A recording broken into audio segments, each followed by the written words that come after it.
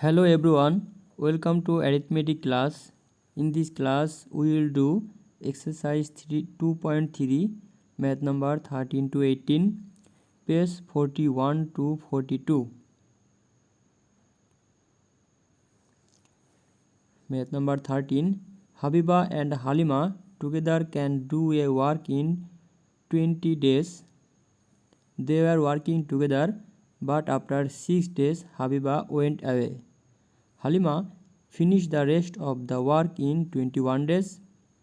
How many days would Halima need to complete the whole work?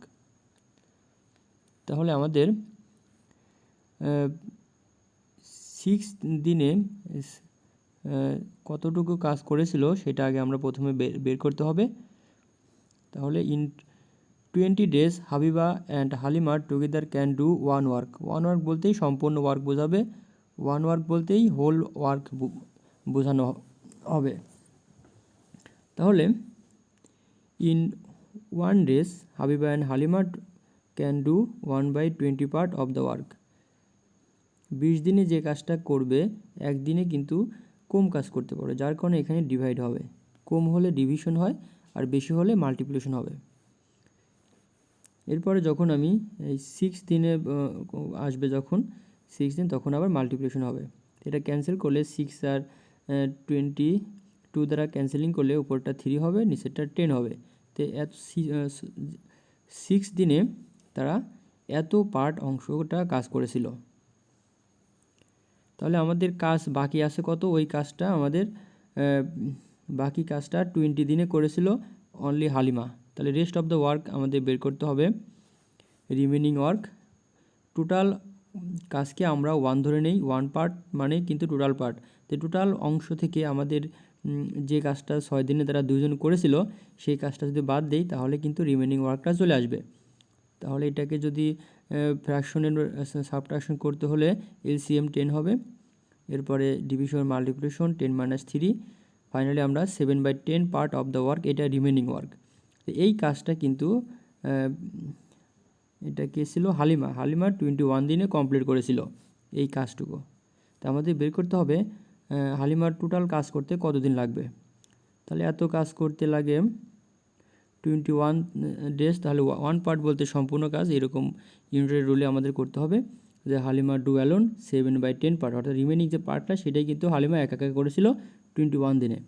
তো Halima do alone 7/10 part of the work in 21 days. তাহলে 1 part করতে তার এখানে division হবে। 1 বললে এখানে কোনো একটা কিছু থেকে 1 যখন বলবে তখনই কিন্তু ডিভাইড করতে হয়। তো ডিভিশন পরে মাল্টিপ্লিকেশন দিয়ে এটা নিউমিনেটর ডিনোমিনেটর চেঞ্জ হয়ে যাবে। এখন এটাকে ক্যান্সেল করলে 3 হবে, 3 সাথে 10 মাল্টিপ্লিকেশন 30 ডেজ। তাহলে হালিমার 1 পার্ট বলতেই সম্পূর্ণ কাজ করতে যদি একে করতো তাহলে 30 ডেজ সময় লাগতো। This is our answer. Next question 40 number. 30 workers can build a house in 20 days. 10 days after beginning the work, it was stopped for 6 days due to bad weather. 10 দিনে কতটুকু কাজ করেছিল সেটা বের করব। তারপরে 6 দিন কাজ বাকি ছিল। এরপর বলছে how many extra workers will be needed to finish the work on time. তাহলে 6 দিন বন্ধ থাকার পরে বাকি যে টাইমে আছে ওই টাইমে কাজ করতে আমার টোটাল ওয়ার্কার কত হবে সেটা বের করতে হবে। এমনিতেই 30 ওয়ার্কার্স 20 দিনেই কাজটা কমপ্লিট করতো যদি 20 দিনে কন্টিনিউয়াস কাজটা চলতো, কিন্তু মাঝখানে 6 দিন কাজ বন্ধ থাকার জন্য অতিরিক্ত কতজন শ্রমিক লাগবে সেটাই আমাদের বের করতে হবে। তা আমরা আগে বের করব যে 10 দিনে কতটুকু কাজ আমাদের সম্পন্ন হয়েছিল। Solution, let the work whole work 1 part, এটা আমি আগে বলেছি, তাও এখানে লিখে দেওয়া হয়েছে let the whole work is 1 part. তাহলে in 20 days 30 workers can do 1 part of the work. এটাই এখান থেকে আসছে যে 20 দিনে 30 ওয়ার্কার সম্পূর্ণ একটা কাজ করে ফেলতে পারে। তাহলে এই একদিনে 30 ওয়ার্কার্সটা করতে পারবে, কম করতে পারবে 1/10 পার্ট অফ দ্য ওয়ার্ক। এরপরে 10 দিন তারা কিন্তু কন্টিনিউয়াস কাজ করেছিল, সেই 10 দিনে যখন আসবে এখানে কোনো চেঞ্জ নাই, 30 ওয়ার্কার্স করেছিল এই 10 দিনেই। এক্ষেত্রে 1-এর জায়গায় যখন 10 দেবো তখন বেশি হওয়ার কারণে মাল্টিপ্লিকেশন হবে। ফাইনালি হাফ পার্ট আসবে। অর্থাৎ 10 দিনে আমাদের অর্ধেক কাজ কমপ্লিট হয়েছিল। তাহলে রিমেনিং কাজ থাকবে আর কতটুকু রিমেনিং ওয়ার্ক, তাহলে 1 থেকে হাফ বাদ দিলে হাফই থাকবে, অর্ধেক। তাহলে 1 বলতে সম্পূর্ণ বোঝায়, 1 থেকে যদি হাফ বাদ দেই তাহলে কিন্তু হাফই পাওয়া যাবে। এখন এই হাফ পার্ট কাজ করতে আমার বাকি যে হাফ পার্ট কাজ করতে আমার কতজন অতিরিক্ত শ্রমিক লাগবে সেটা বের করতে হবে। আমাদের এখানে সময়টা কত আছে সেটা আগে সবার আগে বের করতে হবে, রিমেনিং ডেজ। তাহলে 20 থেকে 10 ডেজ আমাদের কন্টিনিউয়াস 30 ওয়ার্কার কাজ করেছিল। 10 থেকে 20 থেকে 10 যদি মাইনাস করি তাহলে 10 ডেজ থাকে। এরপরে আরও 6 দিন কিন্তু কাজ বন্ধ ছিল। তাহলে আমাদের হাতে আর কত দিন টাইম আছে 20 দিনের মধ্যে? টোটাল টাইম ছিল 20 দিন। 10 দিন আমরা হাফ পার্ট করেছি এবং ব্যাড ওয়েদারের জন্য আরও 6 দিন কাজ বন্ধ ছিল। তাহলে ফাইনালি আমাদের 20 থেকে এই 16 দিন যদি বাদ দেই 16, তাহলে ফাইনালি 4 ডেজ, এই 4 ডেজ আমাদের হাতে আছে। এই 4 ডেজ কাজ করতে আর কতজন শ্রমিক লাগবে সেটা আমাদের বের করতে হবে। তাহলে আমাদের বের করতে হবে যে আমরা জানি যে 10 ডেজে হাফ পার্ট করতে কাজ করতে পারে 30 জন ওয়ার্কার। এটা আমরা দেখেছিলাম। In 10 days half part work can be done by 30 workers. এবং 1 পার্ট যদি দেই তাহলে এর বেশি লাগবে। 10 দিনে যদি 30 জন ওয়ার্কার কাজ করতে পারে, একদিনে কিন্তু ওই কাজটা করতে, সেই হাফ পার্টই কাজ করতে কিন্তু বেশি শ্রমিক লাগবে, কারণ সময় কম, কাজ সেই একই আছে, সেক্ষেত্রে আমার শ্রমিক কিন্তু বেশি লাগবে। এখন 1-এর জায়গায় আবার যখন 4 দেবো তখন আবার কম লাগবে, যার কারণে এখানে ডিভিশন হবে। তার মানে 4 দিনে এই সেই হাফ পার্ট কাজ করতে কিন্তু আমাদের 75 ওয়ার্কার্স এখানে আমাদের প্রয়োজন হবে। এটা ক্যান্সেলিং করতে হবে, এটা অবশ্যই তোমরা পারবা। এটার সাথে এটা ক্যান্সেল করলে 15 হবে এবং এটার সাথে এটা ক্যান্সেল করলে 5 হবে। তো 15 আর 5 যদি মাল্টিপ্লিকেশন করি তাহলে 75 হবে। তাহলে আমাদের ওয়ার্কার্স ছিল 30 ওয়ার্কার্স আমাদের সম্পূর্ণ কাজটা করতে পারতো। এই ক্ষেত্রে এখন মাঝখানে কিছু কাজ বন্ধ থাকার জন্য আমাদের 75 ওয়ার্কার্স এখন দরকার পড়তেছে। তাহলে এক্সট্রা ওয়ার্কার্স 75 থেকে 30 বাদ দিতে হবে, এই ক্ষেত্রে 45 হবে।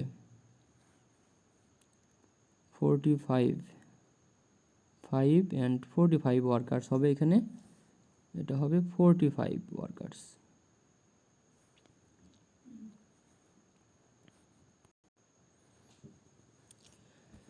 This is our answer.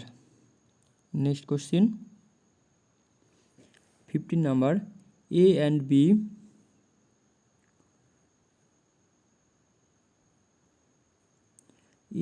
B together can do a work in 16 days. B and C together can do it in 12 days. A and C together can do in 20 days. In how many days can A, B, C together do that of work? তাহলে আমাদের এ and B 1 দিনে কতটুকু কাজ সম্পূর্ণ করে সেটা বের করব। বি এ সির ক্ষেত্রেও তাই। In 16 days A and B together can do 1 part. তাহলে 1 দিনে আমরা প্রত্যেকটির 1 দিনে বের করে তারপরে এগুলো অ্যাডিশন করব। তাহলে in 16 days A and B together can do 1 or whole work. তাহলে 1 দিনে তারা করবে 1/16 পার্ট অফ দ্য ওয়ার্ক। অনুরূপভাবে বি এবং সি এবং এ এবং সি প্রতিটার ক্ষেত্রে একই রুলে আমরা করব। এগেইন বি অ্যান্ড সির ক্ষেত্রে তারা 12 ডেজে সম্পূর্ণ কাজ করতো, তাহলে 1 দিনে তারা কম করতে পারবে, এজন্য ডিভিশন হবে। অনুরূপভাবে এ এবং সির ক্ষেত্রেও সিমিলার। এখানে এটা হবে 1/20, এটা অবশ্য নিচে পড়ে গেছে, 1/20 হবে এখানে। এই যে এ অ্যান্ড বি, এখানে এ অ্যান্ড সি 20 ডেজে তারা কাজটা কমপ্লিট করতো, তাহলে 1 দিনে আসবে 1/20, ডিভিশন হবে। এখন আমরা এই তিনটাই A and B, B and C এবং এ অ্যান্ড সি 1 দিনে তারা কতটুকু, একদিনে তারা কতটুকু কাজ কমপ্লিট করলো আগে সেটা বের করব। সেটা বের করার পরে আমার ওখান থেকে চলে আসবে তাদের টোটাল কাজটা কতদিন সময় লেগেছিল। One day A plus B, B plus C, C plus A আর A plus C together can do, তাদের তিনটারই এখানে অ্যাডিশন দেওয়া হয়েছে। 1/16 ছিল এ আর বি, বি আর সি ছিল 1/20 এবং এ আর সি ছিল একদিনের কাজ 1/20 পার্ট অফ দ্য ওয়ার্ক। এখন এইগুলো যদি আমরা অ্যাডিশন করি, এটা ফ্র্যাকশন অ্যাডিশন, যার কারণে এলসিএম নিতে হবে 240, এটার এলসিএম আসবে। এলসিএম কীভাবে বের করতে হয় অবশ্যই তোমরা সেটা করতে পারো। এরপরে এখান থেকে এটার সাথে ডিভিশন করলে 15 হবে, এটার সাথে এটা ডিভাইড করলে 20 হবে এবং এর সাথে এটা ডিভাইড করলে 12 হবে। এর সাথে আবার 1 মাল্টিপ্লিকেশন করলে 15, 20, 12। আর এখানে এ দুইটা ছিল, যার এখানে 2a, বি দুইটা ছিল 2b, সি ছিল দুইটা, এই জন্য 2c। এরপরে সবার কাছ থেকে 2 এখানে কমন নেওয়া হয়েছে।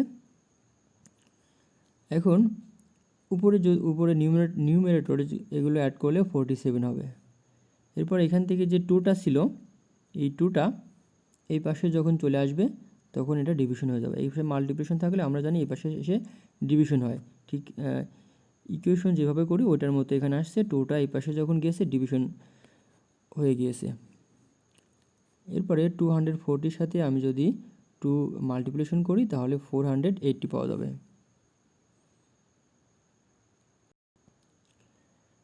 এখন আমাদের বের করতে হবে যে এই কাজটা করতে তাদের কত সময় লেগেছিল।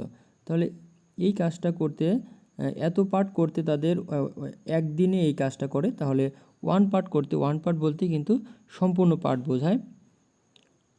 এখানে এবিসি যে এত পার্ট করতে তাদের কিন্তু একদিন সময় লাগে।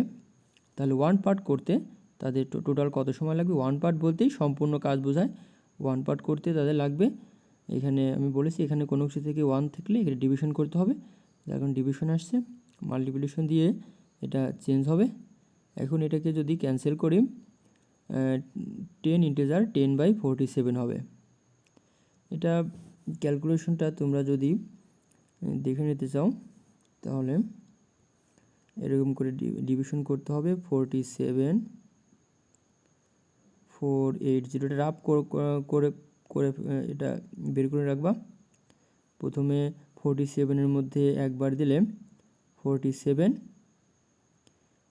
খুব ইজি ক্যালকুলেশন, 1 and 0, এই যে 1, তাহলে 10 হবে রিমাইন্ডার। তো এরপরে আমরা জানি যে আমরা জানি উপর থেকে কোনো কিছু আনার পরেও যদি 47 অর্থাৎ এর মধ্যে 10-এর মধ্যে না যায় তাহলে কিন্তু এখানে একটা 0 দিতে হয়, কারণ এখান থেকে কিন্তু এটা কেটে নিয়ে আসছি। আনার পরেও যদি এখানে যেটা ছিল ডিভাইজর, সেটার মধ্যে যদি এটা রিমাইন্ডার যদি ডিভাইড করা না যায় তাহলে একটা 0 দিতে হয়। তাহলে এখন এটাই আমাদের 10 হবে রিমাইন্ডার আর 10 হবে কোশিয়েন্ট। তো এটাকে যদি আমরা মিক্সড ফ্র্যাকশন নিতে চাই তাহলে 10 integer 10/47, this is our answer. Next question, 16 number. A cistern has 2 pipes. The first and second pipes can fill the empty cistern in 12 hours and 18 hours respectively. অর্থাৎ ফার্স্ট পাইপ দ্বারা 12 আওয়ারে পুরো একটা cistern feel হয়ে যায় এবং second pipe দ্বারা 18 আওয়ারে feel হয়ে যায়। যদি দুইটা both pipes are open together, যদি দুটো একসাথে খুলে দেওয়া হয় তাহলে how much time will the MT cistern need in order to B field. তাহলে দুইটা যদি একসাথে খুলে দেওয়া হয় তাহলে কত সময় লাগবে সিস্টার্নটা ফিল হতে। তা আমরা দুইটারই 1 আওয়ারে কতটুকু সেটা ফিল করলো সেটা বের করব, তারপরে ওই দুটো অ্যাডিশন করব। তাহলে solution, in 12 hours the first pipe can fill 1 cistern.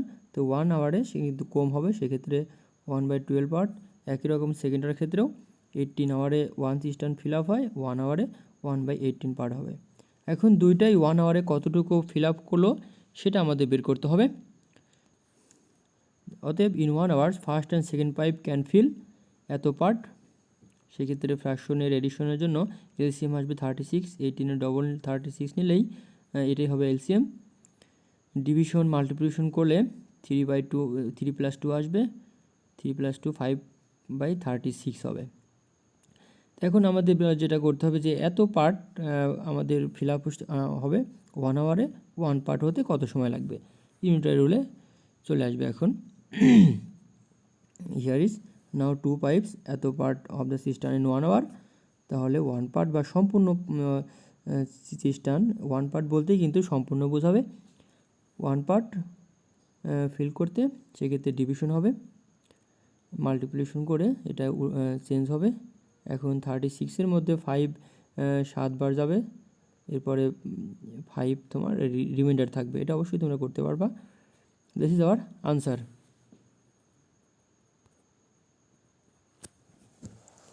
17 number, a boat can cross 36 km in 4 hours along with current if the speed of current is 3 km per hour.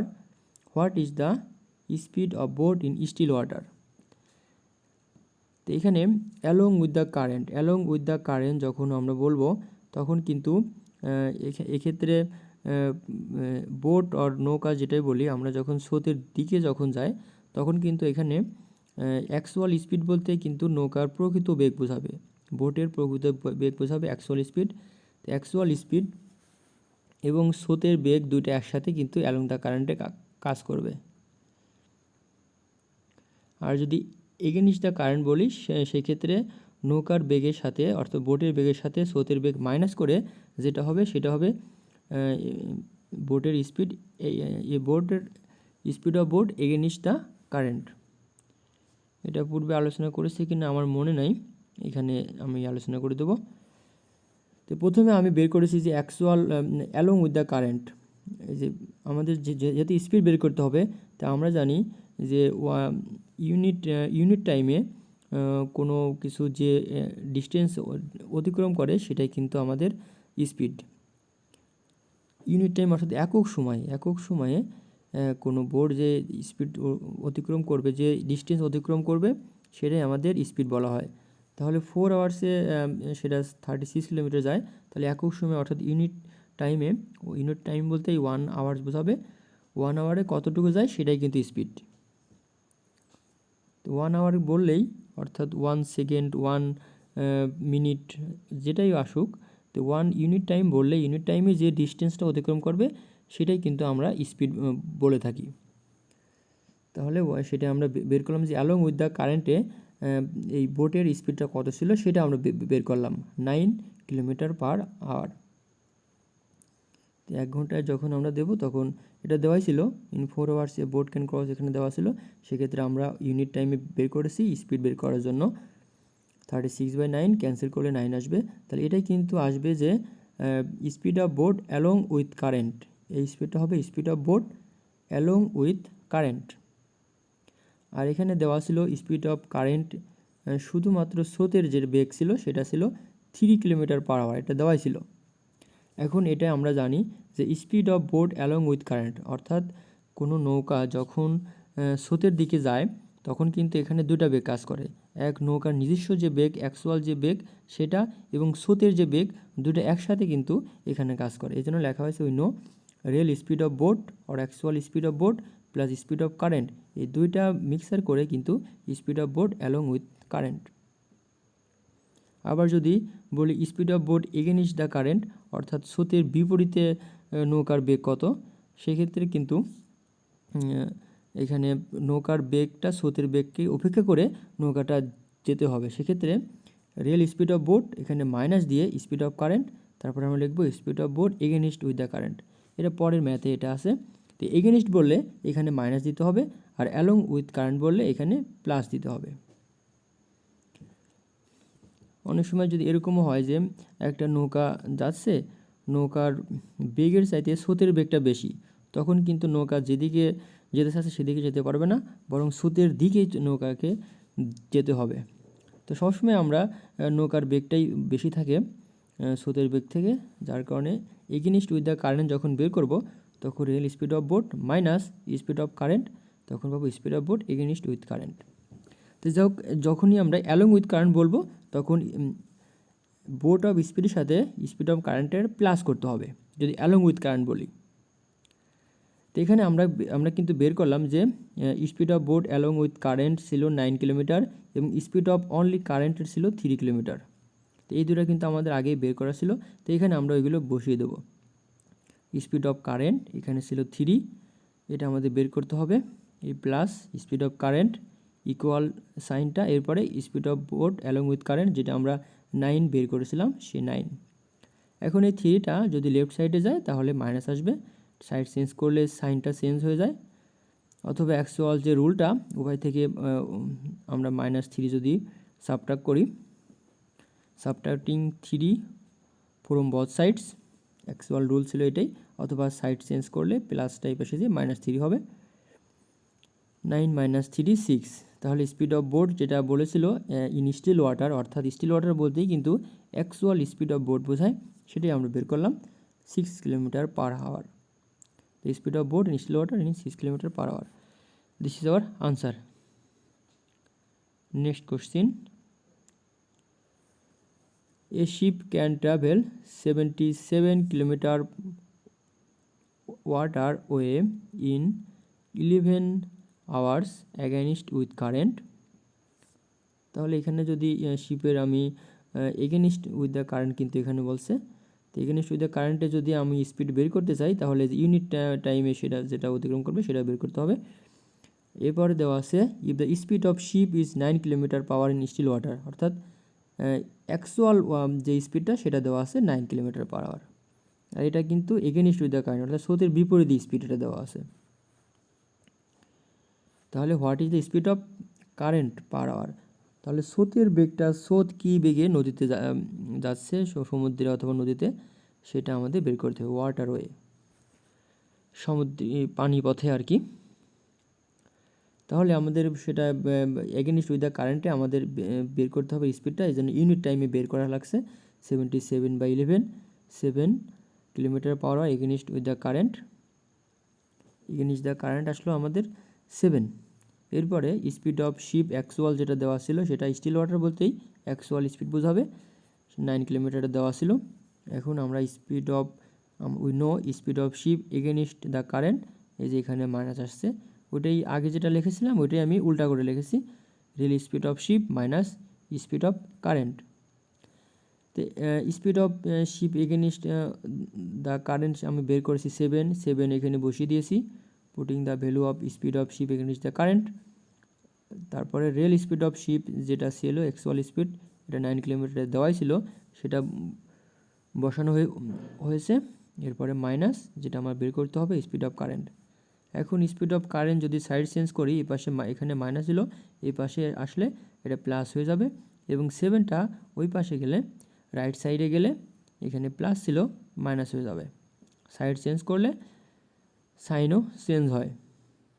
তাহলে 9 থেকে 7 যদি আমি সাবট্রাক্ট করি 2 পাওয়া যাবে। This is our answer, the speed of current is 2 km/h. Okay, no more today. Thanks.